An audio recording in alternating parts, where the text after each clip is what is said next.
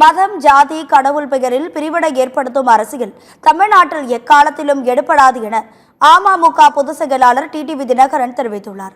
தஞ்சையில் நடைபெற்ற அமமுக பொதுக்குழு கூட்டத்தில் பேசிய அக்கட்சியின் பொதுச் செயலாளர் டிடிவி தினகரன் கூடாரம் காலி என்று பேசியவர்கள் அக்கட்சியை இழந்தனர் என்றும் கூறினார்.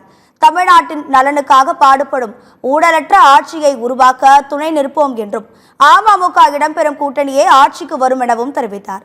எந்த கூட்டணியாக இருந்தாலும் அமமுக கௌரவமான எண்ணிக்கையில் தொகுதிகளை பெறும் என்றும் டிடிவி தினகரன் தெரிவித்தார். தேர்தல் அரசியலில் எதிரி துரோகி பெரியதல்ல என்றும் கூட்டணி ஆட்சியில் அமமுக இடம்பெறும் என்றும் டிடிவி தினகரன் கூறினார்.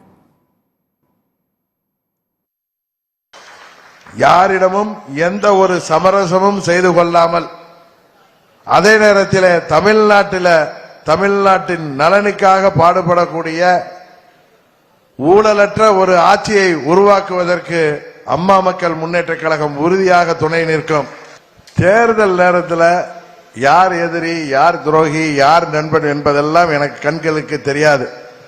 தமிழ்நாட்டில் எந்த ஆட்சி அமைந்தால் தமிழ்நாட்டிற்கு நல்லதோ அதை செய்திடுவதற்கு உறுதியாக அம்மா மக்கள் முன்னேற்ற கழகம் சட்டமன்றத்திற்கு ஆளுங்கட்சியாக செல்ல இருக்கிறது என்பதுதான் உண்மை.